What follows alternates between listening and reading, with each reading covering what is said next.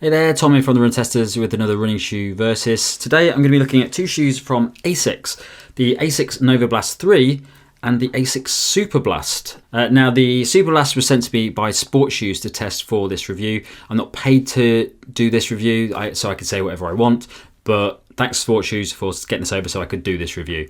Right, let's jump in and have a look at these two shoes.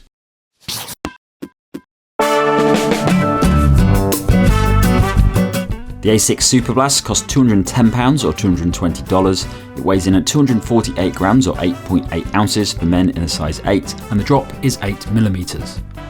The Asics Novablast 3 costs £135 or $150. It weighs in at 237 grams or 8.4 ounces for men in a size 8, and the drop is 8mm. The Superblast is a daily training shoe that veers towards faster and longer efforts. The midsole combines FF Blast Plus, the same foam used in the Novablast 3 and Metaspeed 2, and FF Blast Turbo, Asics speed focus cushioning used in the Metaspeed Sky Plus.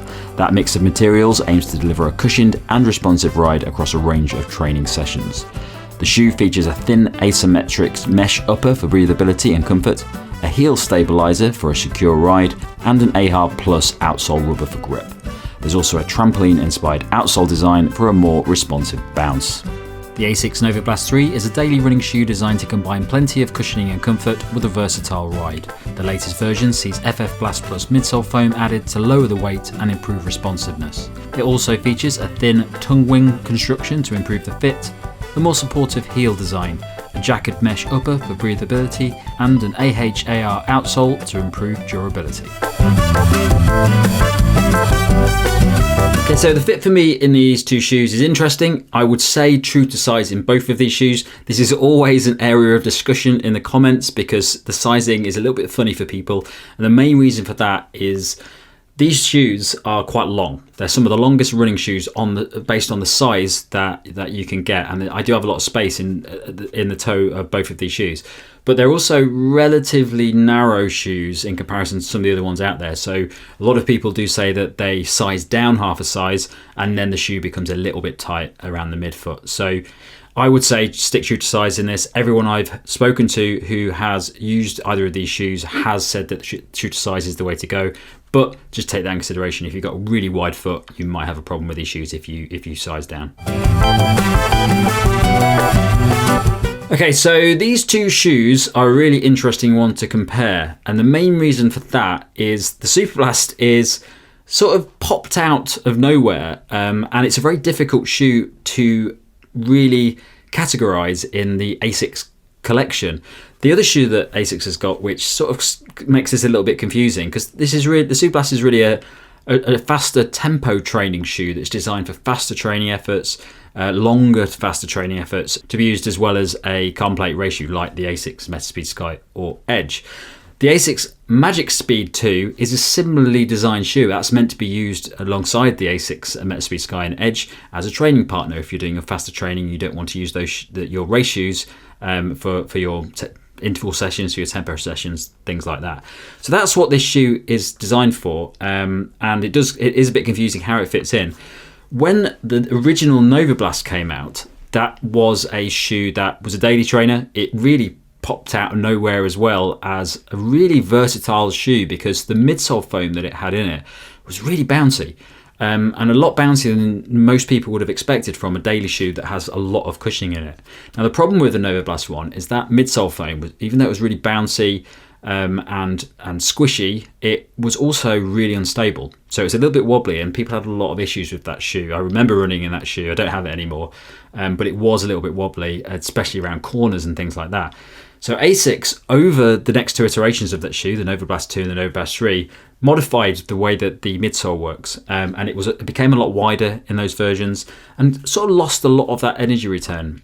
So I would say that the Novablast 3 has pretty much gone from being a versatile shoe that you could do faster stuff in to just a general cushion shoe. I definitely wouldn't say it's a versatile shoe. I'd probably put this down with things like the New Balance More V3 and shoes like that now, because that's really what it's best for. It's not a particularly energetic shoe. It's not a particularly propulsive shoe.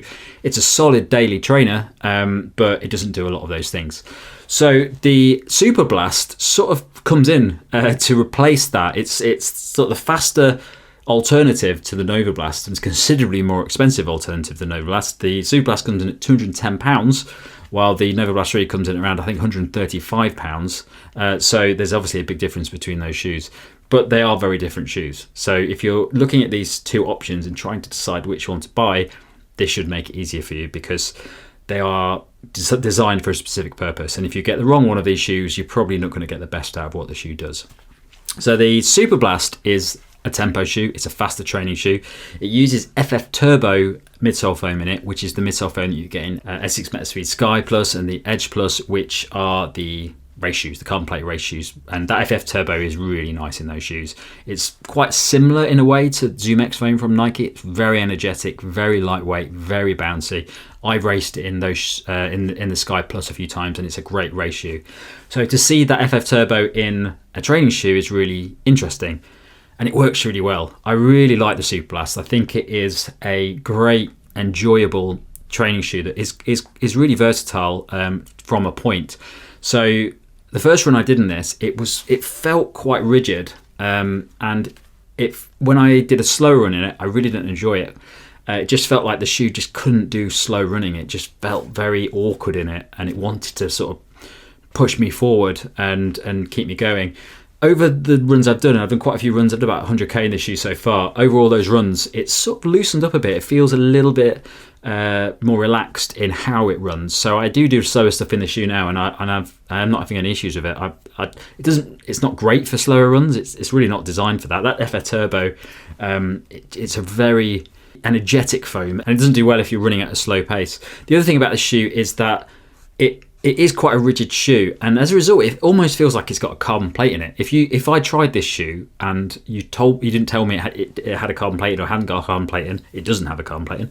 But if you didn't tell me that, I probably would think it would, because it's a very rigid shoe, and when you're running it, it does have a nice little bit of pop when you run along in it, just because of the FF Turbo and the combination of FF Blast plus midsole foam in here, which is the same foam you get in the Novablast 3. So overall, the Superblast is a very enjoyable tempo training shoe. It's very fast. It's very nice for longer sessions where you're trying to maintain a tempo pace. And it is very versatile if you skew more towards the faster training sessions. If you're doing lots and lots of easy day runs and maybe go a little bit faster occasionally, don't use the Superblast, because you're not going to get the best out of it, and it's actually probably going to be counterproductive, because it doesn't skew towards that side of it. There's far better and cheaper shoes you can get if you're just looking for easy day runs with a bit of versatility. Now the Novablast 3, as I said earlier, it sort of lost its versatility. It really is a cushioned daily shoe that it's a solid daily shoe. You could probably run a little bit faster in this, but there's better shoes out there if you're looking for versatility. But it is a good shoe. It's solid. It's not that expensive in comparison to something like the Superblast, and it is very comfortable. As it's developed over time from the 1 to the 3, it's become a significantly more stable shoe. It's a solid, secure feeling shoe. It's not a particularly exciting shoe. It's not a shoe that gives you a lot back. But if you're just doing easy day runs, if you're just doing training sessions where you're not really trying to pick up the pace or do anything that pushes it too far, it's a very solid, good shoe. And I always enjoy running the Novablast 3 to an extent, but it's not a shoe that I would reach for most of my runs. Other things about these two shoes, outsole is very similar on both of them. There's almost no difference in the outsoles on these two shoes. What I would say is that I found the grip on the Superblast a bit better than the Novablast 3, because I have found this a little bit slippy when I have been out running on wet ground. I've never had any major issues with it. I've never felt like I was going to fall over in it, but I have felt like it's probably not the greatest grip in the world, and people have commented that is an issue with it. Asics have released the Novablast 3 TR, which it's a sort of semi-trail shoe. It's not really a trail shoe. It's just got a bit more rubber on the outside and like little lugs on it. And that is an alternative if you want something with a bit more grip. So maybe if you're doing park run or something like that, where you might be slightly going off road and you need something with a little bit more traction. But I would say the Superblast outsole, even though it looks pretty much the same, there are different grooves, sort of design material on here. So I think the outsole is better on the Superblast than the Novablast, but they do look the same. The other thing I would say is that the upper I like the upper on the Novablast 3 a lot more. Novablast 3 upper is sort of this, it's a thicker, more comfortable upper. It's a bit plusher, there's a bit more padding around it, and that's because it's a daily shoe. It's not designed to be lightweight. The Superblast is obviously designed to be faster and more lightweight, so the upper is a bit more racy, so it's a little bit more plasticky, a little bit thinner, there's a little bit less to it, which does feel a little bit less comfortable for daily runs, but it's a trade-off. So if you want to do faster training sessions, you probably want to save that weight. I've not had any issues with the upper on this, I just prefer it on the Novablast 3. Okay, so my verdict on these two shoes, if you're looking at these two shoes as options, really comes down, it's a really easy decision really. You just have to work out what type of running you're going to be doing and then pick the shoe for you. And also you need to decide how much money you've got to spend on it, because there's a massive difference in the cost between these two shoes. So I would say that if you're looking for a solid trainer that does your easy day runs, does your daily training miles, you're not really doing anything pushing it too far, you're not doing intervals, you're not doing tempo sessions or anything like that, Novablast 3 is a fine shoe. There are better shoes out there that I would probably go for instead. If you're looking for a daily trainer and you want something that's a little bit more versatile, probably go for something like Hoka Mach 5. Maybe go for something like the Saucony Endorphin Speed 3, which skews a bit more towards faster training, but can do daily runs as well. But if you're looking for tempo running, speed, long distance training, essentially if you're training for something like a marathon or a half marathon and you're doing a lot of sessions where you're training at longer distance and you want to do that at speed, the Superblast is a good option for that. It really comes into its own when you are trying to maintain a consistent pace comfortably for a long time. So if you're going for like a 20k run as part of your marathon training and you've got to maintain almost your marathon pace, it's a really nice shoe to do that in. It almost feels like a carbon plate shoe for that, and it's very comfortable as well. I've really enjoyed it for most of the runs that I've been doing. If you're mainly doing easy runs, don't get this shoe because it doesn't really work very well for easy runs, and at £210 it's a lot of money if you're doing it mainly the easy runs. So if you're looking for easy runs, daily training miles and stuff like that, that's just comfortable, Novablast 3. If you're looking for a bit more as part of your rotation, then the Superblast. But other options for the Superblast as well, I would say the Saucony Endorphin Speed 3 is a cheaper and probably more versatile alternative. I actually enjoy the Superblast more for longer training, and probably for most of my runs actually. I'm probably enjoying this shoe more than the Saucony Endorphin Speed 3 just because there's a bit more cushioning in this and it just feels a little bit more energetic for me.